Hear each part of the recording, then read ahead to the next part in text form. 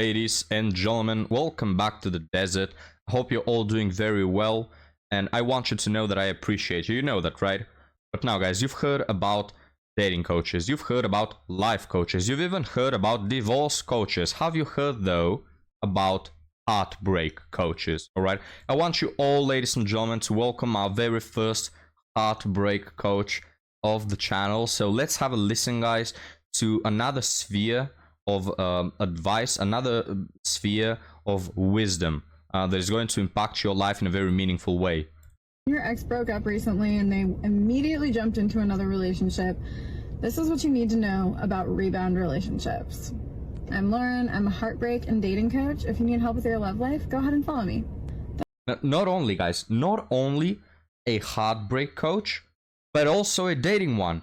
This woman has 2 PhDs in wisdom about dating life. Look, if you don't get your dating life fixed because of her, guys, I don't know what can help you there, all right? The ex that you were with, I know this is extremely difficult. It makes you question so much. You're wondering, did they even love me? Was this real for them? And it completely invalidates the whole relationship for you. I hear you.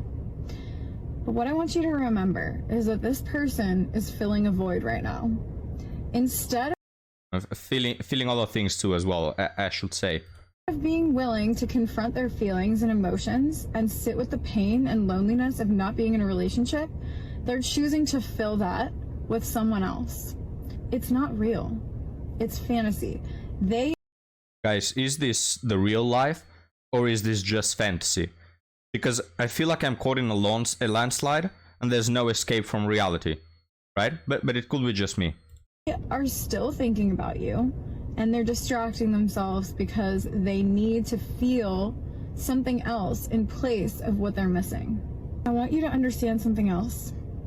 When people jump into another relationship right after another one, and they don't take the time to heal and process the things that they needed to work through before they jump into another relationship, they bring all the same set of problems into the next relationship. And they will continue to repeat this cycle until they learn the lesson. You think so? Well, talking about learning their lesson, guys, when you have a wound, right, and you say that it's healing, it's because it's improving, and it usually heals in a week, a month, 2 months, right? There's a certain time frame in which it actually goes from being a wound to no longer being a wound. These women, guys, they talk about healing, yet they never reach that point in which actually they change something about their lives. You know, I've seen these women, guys, who talk about healing literally 4 years, guys. Not like 4 in 3, 4. No, 4 years, for 5, 6, 7, 10. Yeah, there's no healing that occurs if you never reach a state in which you actually change something. You know, you go to a certain different mindset or something. There's no healing there if it's an endless process. You know what I'm talking about? Let's continue now. I'm not the heartbreak coach. I just want to make that clear, so don't take it from me. If you're having a hard time moving on from your ex, this is exactly what I help my clients with. I've got you. I can help you get over your ex in less than 90 days. Go ahead and comment the word release below and I'll help you get started. Well, guys, there you have it. It sounds like these scam advertisements, you know, like, oh, increase your winner in less than 10 days or something like this. Not that I know because I've tried, okay? I haven't tried those, but I hear that they're a scam, yeah?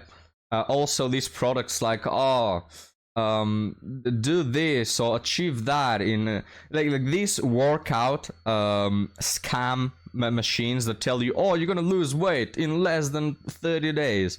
It's just the scam 101 phrase there with the, oh, in less than 90 days. Well, anyways, guys, again, I'm not going to question this woman's wisdom. Let's instead move to this other one, which seems very shocked. And let's find out what kind of coach she is. Watercolor effect when we start to date after a long-term and or traumatic breakup, because a lot of y'all are seeing people and you're giving them way too much credit and you don't like them nearly as much as you think. So, well, of course, she's a dating coach. Because first off, she's single, and every woman that is a coach is single to start with. And then she uses these technicalities, right? The color, what was it? Watercolor effect, something like this. Very, you know, different words, technicalities. She knows her stuff, guys. She knows her stuff. So let's listen. Our brains will try to sort of logically silo our relationships into boxes. So I dated this person and then this person and this person. But realistically, it's much more like colors in a watercolor painting. So you have your big saturated blocks that each person represents, but then the colors bleed into each other. And so even when we have largely healed from a really devastating divorce or breakup, there's still a little bit of that person's color in us. And what happens is the first person that comes along that we catch feelings for, and especially if it's been a really, really long time, we have a tendency to apply how we felt about our last relationship to this person. Now, guys, I really, really agree with that. I wouldn't call it watercolor, whatever, but every person you meet with, you date especially, has an effect on you, right? This is why people tell you, tell me who your friends are and I'll tell you who you are. Because it's so true that every person we engage with has an effect on us, on our emotional, psychological state, right? And so, especially when it comes to dating your significant other, he has the biggest effect of them all on you. And this is why men run away from women with high body counts like the plague, all right? It's such a massive red flag for a woman to have dealt with a lot of people because they've all had their effects on her, right? All these chads these women are messing with have an effect on her pair bonding ability, on her mental state. She keeps comparing you to her 400 ex-boyfriends, ex-situationships, right? And something that happens very often is that they keep increasing their standards after each one. And so now you, if you want to be with this, not this specific woman, but a imaginative woman, you have to be better in the good aspects than all her exes. And you have to show no flaws, no weaknesses in the bad things department, you know? Like, you have to outdo all her 400 exes bunched up together, right? And show none of the weaknesses that they show because she is going to dismiss you in 1 second if you do. It's just such a turn off, guys, such a massive red flag to have a high body count.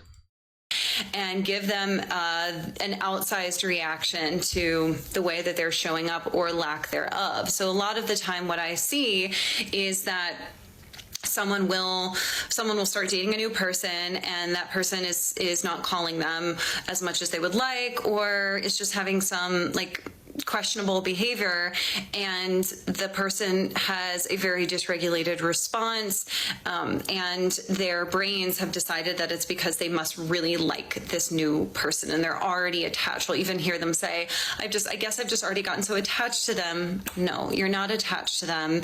You are responding to the fact that these colors are bleeding together and you're confusing the colors.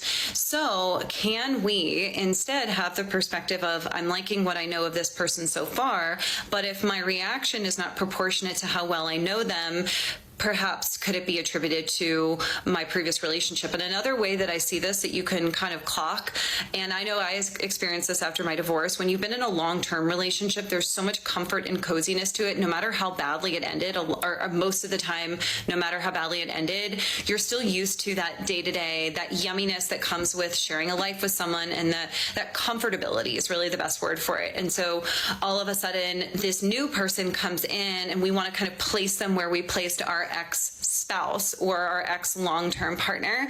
And so when that person, when the a lot of words, guys, a lot of words. I've already lost the thing she was talking about. But going back to a previous point, don't you wonder, guys, if these women are dating coaches and life coaches and emotionally intelligent, why are they always single/divorced? Always. I've never seen a dating coach that is actually married.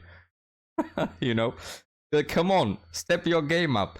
You have all the keys to life. You have all the wisdom. All the answers to the universe are in your brain.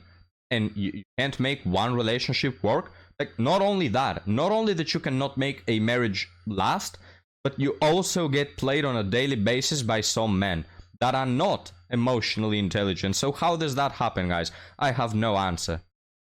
Oh, sorry, I switched on to the editor. Let's continue, guys.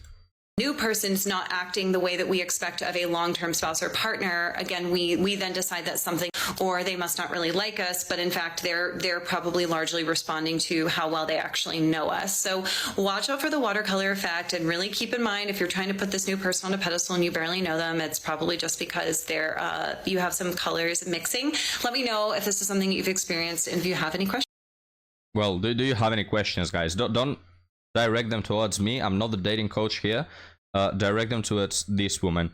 But now, let's move on, guys, to this other woman right here that looks like she's about to make a man very happy, but instead, she's going to whine a little. So let's get started. No one talks about how scary it is to go on the first date, like post getting out of a relationship. You just healed yourself. You're like ready to put yourself back out there. No one talks about that first date and like getting the nerves to like go and do it. And it's been 6 months for me, and I'm ready to put myself out there and give my heart back to somebody who deserves it more than the last person. And I just have to say, getting myself to go on this first date has been the biggest struggle of my 30s, and I have no idea why. Like, obviously you have to put yourself out there to get married and like find your person, but why am I so scared to go on a first date? Like, help. Also, wish me luck, because this girl's going on a first date in like an hour and a half. That's just, wow, it's crazy, guys.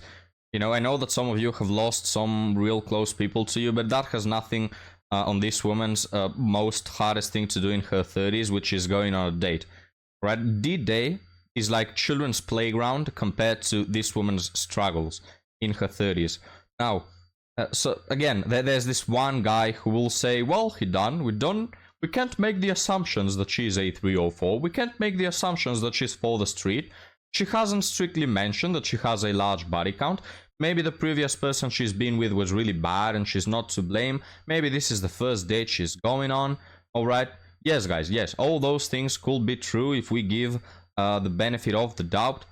But if you ask me, right, I'm a patriarchal pig, but still, if you ask me, this whole TikTok sounds, we hear the usual words, you know, traumatic relationship, putting myself out there, healing, all those words, guys, that have been mentioned by other women who have been on the dating apps for 25 years and they cannot secure one relationship. All right, so if you ask me, without looking into my crystal ball that I have here on my desk, I think that this woman is for the streets. I think that she cannot keep a relationship stable. I think that she'll be one of the many, of the millions, of the endless sea we have of single women who stay single because of their standards, unreasonable ones, and their delusion, right? But again, she could be Mother Teresa reincarnate, so I'm just making assumptions. But now, guys, let's move on to our last woman before our Reddit story. There is a quite interesting one. But first, let's listen to this piece of cake right here. But we all know it is better to be alone than with somebody that doesn't treat you right, than with somebody that gives you anxiety, than with somebody who's inconsistent, makes you feel like you're walking on eggshells, makes you feel like you can't voice your opinion. It is better to be alone than with somebody's dusty ass son, and that is what we need to remind ourselves. Whoa, preach, sister, preach. Now, guys, I want to go back. I'll mute it so you don't have to listen to her annoying voice again. And let's go over the things she said and try to see if she matches the description, alright? Is she somebody that doesn't treat you right? Well, most probably, guys. Is she somebody that gives you anxiety? Most likely, guys. Most likely she is the one who is addicted to anxiety, seeks people who give her anxiety, and also reflects back anxiety, alright? Is she somebody that's inconsistent? Absolutely. Well, she is consistent in picking the wrong guy over and over and over again. And in that department, yes, she's very consistent. But in the department of having your life together and not being a ruin in the dating sphere, she is pretty inconsistent, right? Does she make you feel like you're walking on eggshells? Absolutely. She's the kind of woman that will leave you from one day to another because you remind her of one of the 400 exes that didn't, you know, go well with. So we're gonna leave this one here, guys. I just find it interesting how these people never stop to think that they may be the problem. You know, they always put the blame on someone else and never actually stop to consider for 5 seconds that maybe they are the one that match the description of these quote-unquote terrible guys. So with that being said, guys, we'll move on to our article story, which again I found quite funny. And the title is, I think I'm gonna be single forever. This is written by a woman. Let's find out, guys. Is she going to be single forever because of her own doing, because of her own mistakes? Or is she going to be single forever because she has been locked away in a tower by an evil wizard? I, 26, female, I am straight. Well, there's your first problem. I've never been in a relationship, even once in my life. I'm not really sure of the reason why. Since I was in high school, here's the reason why. So many guys tried to approach me, but I never interested in anyone. And if I am interested in them, they aren't into me. Wow, what could be the reason for that, guys? You know, what are the odds that 50 guys are interested in you and coincidentally you don't like all 50 of them? And what are the odds that the 40 men you are interested in don't like you back? What a coincidence. How could this happen over and over and over again? Well, it could be because the men who are good and are genuinely interested in her are not quote-unquote up to her level, and the men that she's attracted to happen to be a few leagues above her, very attractive and have better options. It could be that, guys. It could be that. But I don't know. Also, it could be a mathematical coincidence. The chances of 0.0001, you know, in terms of likelihood. It could be either one of those two things. I'm not really sure which. So I have one mindset, she continues, that I'm not gonna settle for anything less than what I want. There it is, guys. I'm not gonna settle. I'm not gonna settle for this. Very nice statement. We'll put it next to your grave right after you pass away alone with your 7 cats. Very nice statement. Very powerful words. If the person that I want doesn't want me, I'm gonna be single. And look, guys, I'm not saying that you should settle for a paycheck that you don't deserve. I'm not saying you should settle for someone treating you bad. I'm not saying that you should have this approach to life, settling for everything. I'm just saying that when your standards don't match reality, then you have a problem on your hands, all right? As we have found out that a lot of these women do. I kind of focus more in school and work. Love is never my priority. Interesting. But right now in life, I think I cannot survive alone. I need someone to go on the journey with. 2 is better than 1. But I don't know where to meet new people. I've tried using dating app for years, but still not going anywhere. What? Guys, is this true?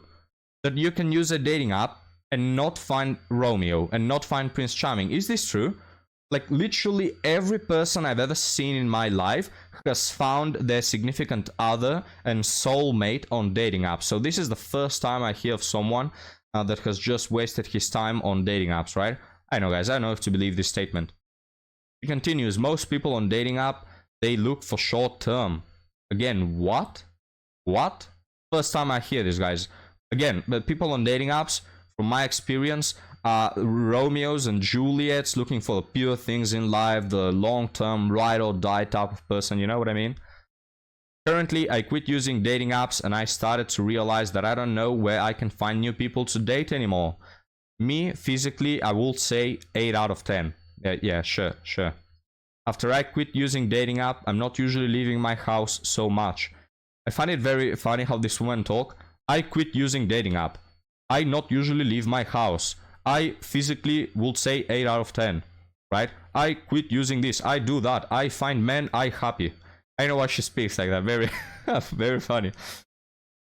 I just going to work and the gym after work. Why does she speak like that? Also, when I go out, no guys approach me, and I'm scared to approach the guys as well. What should I do to meet new people out of dating app? If rarely leave my house. She misses so many words. Instead of saying, what should I do to meet new people outside of dating apps if I rarely leave my house, something like this. I know, it's like, what should I do to meet new people out of dating app? I rarely leave house. I want happy, but I not happy. Well, regardless, guys, kind of getting on a limb there. distracted from the horrible, dramatic story that we have here in hand. This woman, guys, is an 8 out of 10, but is single. How does that happen? Also, look at this. When I go out, no guys approach me. Well, that makes you 100% sure that she's definitely an 8 out of 10, right? Because that's what happens to 8 out of 10 women, that nobody approaches them. Sure, mate. Sure, you are an 8 out of 10. You see the delusion, guys? And then she says, well, I'll never settle. I'll never settle for less than what I want. And right here, 3 phrases beneath, she says that she's delusional indirectly. So again, why do all these women stay single, guys? I leave that question up to you. I'm not that intelligent, insightful to understand why we have an epidemic of single women nowadays. It could be because of high standards and delusional expectations that are not matched by the person who has them. It could be, guys. It could be, but I don't think so, right? Because as we have found out, all women are incredibly rational, down to earth, pure, innocent, right? Very light-hearted, pleasant to be around. So if we know that women are like this, then what's the answer? Why are they single? I cannot really tell, guys. I'll leave that question for the philosophers. Now, thank you for watching, gentlemen. Leave me your thoughts and comments down below, as I love to read them. And thank you for joining me and Ampu. I'll see you next time. Have a good one.